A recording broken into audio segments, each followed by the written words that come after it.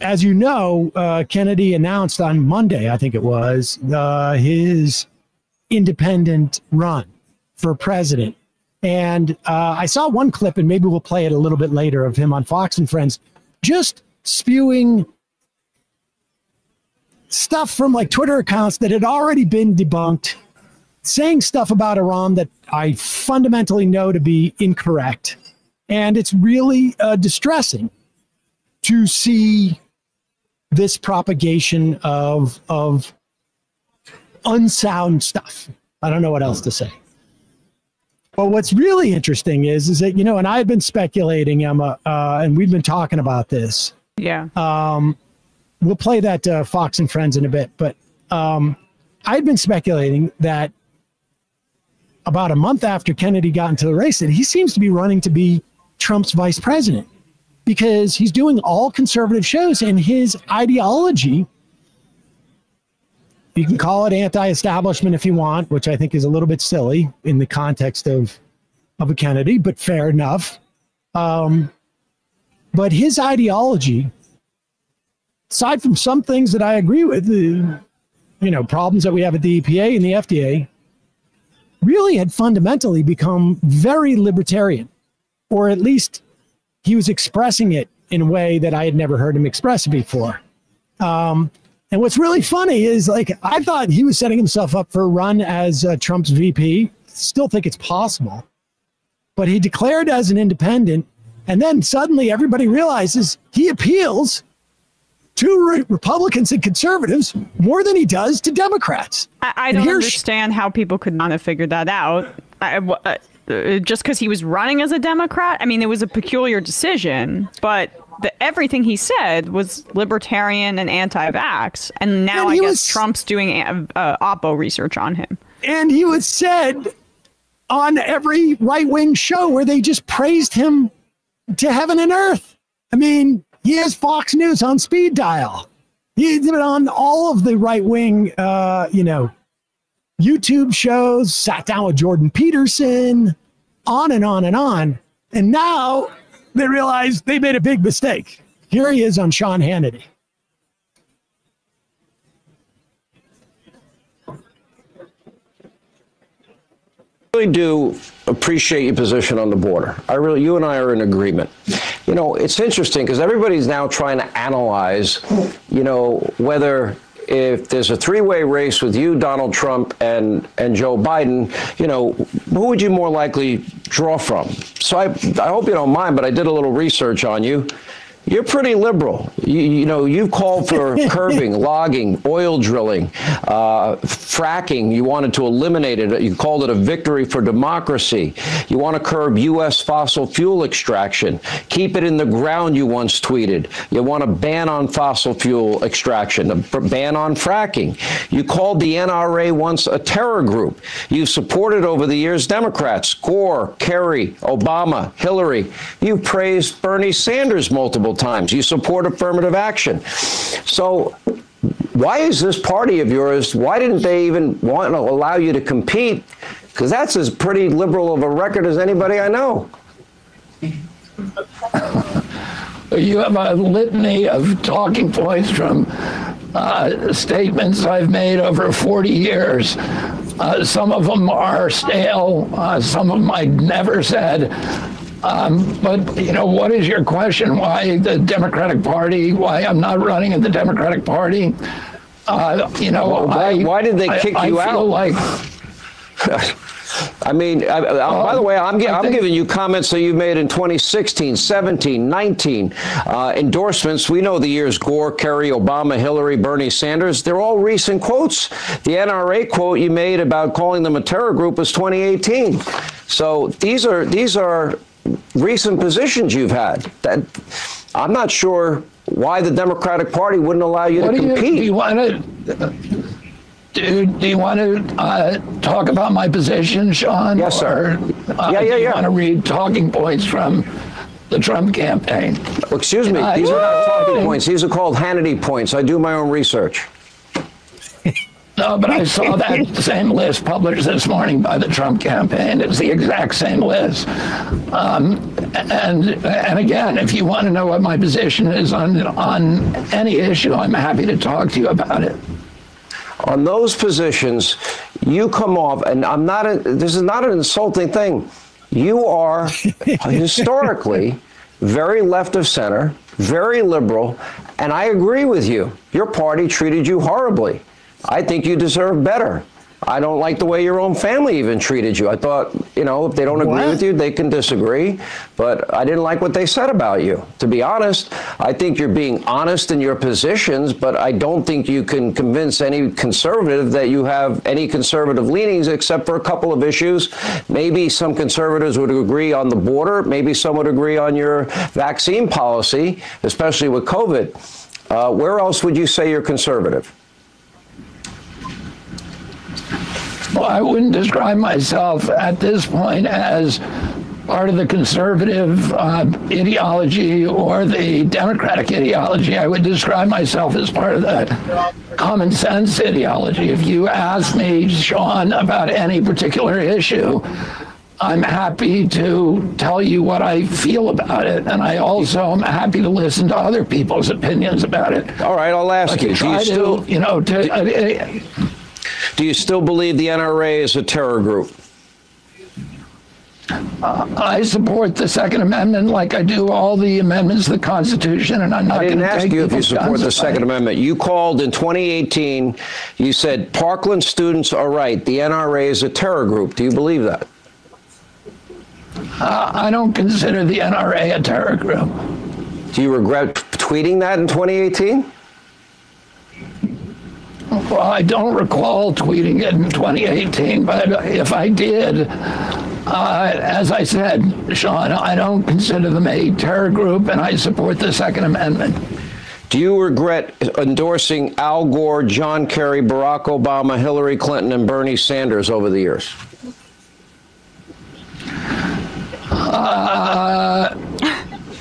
I don't recall endorsing Bernie Sanders. I like Bernie Sanders. I voted for Barack Obama. I don't regret that. I don't. There's a lot of things about those candidates, the candidates who won, that I was disappointed in. I think that we need to wind down the war machine abroad. And I don't think, and I supported Hillary, and I don't think that as Secretary of State that she lived up to those expectations. So, but I'm not going to say that I didn't. I supported them then. I supported what they believe in. I think I have a common sense approach to politics. And I'm happy, as I said, to talk to you about any of the issues. If I was advising Bobby here, the answer I would have given would have been, I did support them to some degree or another, but I was disappointed, and that's why I left the Democratic Party, or really the Democratic Party left me. I mean, that's the sort of, but what's really fascinating is that he has gotten such kid glove attention from all of these shows that he did not realize how quickly they would turn against him. And I really don't understand his campaign. I don't understand why he's running. He never was really running at all to the left on Joe Biden. Yeah. In any meaningful way. I don't even think his anti-support for Ukraine position was even one necessarily that was from the left, because he showed no consistency when it came to the occupied territories and the Israeli occupation of Palestine. I mean, there's no... his critiques, even if they would bring you to the same place, were not of the left. And so I think he's really surprised at how hard the right has turned on him when they realized, and Hannity sort of gave it away, that his support was coming more from Trump people. Well, so there's a few things there that are very amusing. One, Hannity has a direct line to Trump, and we know this conclusively from the January 6th committee, because it's all been proven. Yes. Yeah. Sean Hannity texts the Trump campaign, had a very, very close relationship with, and administration, I should say, very close relationship with Trump and his orbit, and was advising him informally, even though he is a supposed journalist in this way. So that was a good dig by Kennedy, because it's true. He's taking this from the Trump campaign, and he's trying to spin this into a critique of the Democratic Party. But what I also, and you're right that Kennedy would have been smart to do a why I left the left thing, but he did show there, Sam, an awareness of where his votes are actually coming from. The way he smarted and got so defensive there at the statements that Hannity made makes it clear who he knows are actually supporting him. And so that adds a level of disingenuousness to it that I think is important to point out, because that means that, when he talks about how he's not right or left, he's just an independent thinker, essentially. That is a right-wing construction. We've heard that all the time. We just had David Feldman come on and do a comedy bit about it, right. Where there's all of it. I mean, the Politico did the scathing profile of Kennedy, and this paragraph here I just want to read. Kennedy has built his campaign around this argument that the American people in 2023, perhaps the most lavishly platformed population in any society in human history, are being systematically gagged by their government and its handmaidens on social media and in the mainstream press. For Kennedy, censorship isn't just about punishing speech or even pressuring opponents into silence. It also means decisions by private actors, including those who control social media and the press and other gateways to public debate, who limit what can be said on their own platforms. The article also points out that many of the people who are backing his campaign are Silicon Valley kind of libertarian types who have more control over the flow of social media than any human beings on planet Earth. And so it's just aggrievement. And then when you boil what and it's... I mean, it's in some ways personal aggrievement that he's mapped out onto a political campaign, and frankly, he's been born with a sense of entitlement. So he thinks that is those are the way that his politics should be moving now, and that his personal aggrievement has some sort of larger constituency. It's all anti-vaxxers, which means it's just conservatives. And so to bring it back full circle, Hannity is doing the work of the Trump campaign because they're worried he'll take 2 or 3% in the general and screw Trump over from, becoming king of America. And, I totally get it. I hope that they are right, that he will draw votes if he can get on ballots. But I would add, too, about that point about the sort of like era of authoritarianism that we're living in, when he's upset that private actors are able to censor, have terms of service on their social media sites. I am sympathetic with the idea that we don't want private actors controlling something that has essentially become a utility in many ways, and really doesn't need to be in the hands of private actors, or can be democratized in some ways.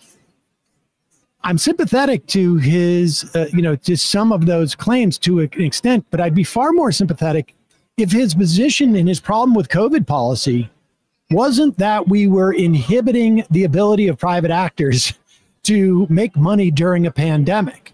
There's no consistency here between his positions regarding, what a private actor can do in terms of having terms of service or whatnot. But it really is fascinating, and it's in many respects it's a little bit sad. I was hoping for a legitimate candidate to primary Joe Biden on, and raise the profile of frankly, some of the issues that we talk about. And not because I think that there would be an opportunity for them to win necessarily, although, but so that we could, I mean, Bernie Sanders, and I believe to some extent, at least Elizabeth Warren, I know that is a controversial position with some people, but I do believe that both of them were able to bring about material results through their runs for presidency, even in losing.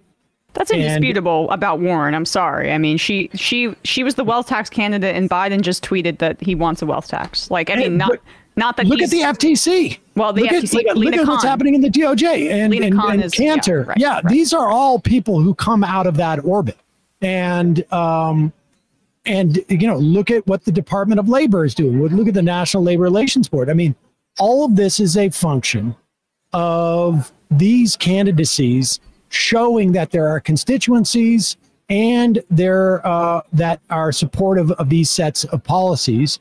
And that's the way politics work. Joe Biden does not know every 40,000 person of the 40,000 person government that gets installed when he gets elected. And these things are delegated out to people who bring the heft and the backing of constituencies and, developed ideas in these things. And I was hoping that we would see a candidate emerge, and over the summer, I was like, we'll do this in September. We'll have, Kennedy on, and we'll have Marianne Williamson on.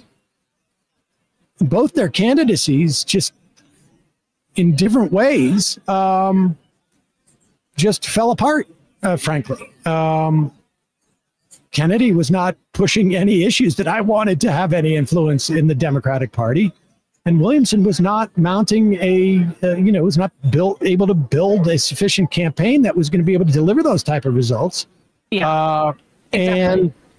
And the utility of a primary in those instances falls apart. It is just frustrating because there could have been a candidate to push Biden on environmental issues or something like that. And Kennedy has the trappings of the hippie guy that I met Kennedy at Standing Rock, for example. But when you ask him and pin it down, he says he thinks that the private market is the best way to solve these issues. And then that's not serious. That's a libertarian campaign. And you got to ask a question of what is his role here except to do a kind of poor man's version of what Tulsi Gabbard did in 2020, which is say a bunch of right-wing crap and then have go on Fox News, do a bunch of hits there and say, well, I'm a Democrat, but the rest of the Democrats are going crazy. And this is why I'm leaving the left. But Kennedy just he wasn't effective in that role for Republicans. Like, that's what Hannity was trying to get him to do. But it's a bummer because, that is not what environmentalism on the left looks like. And I think hopefully people understand that.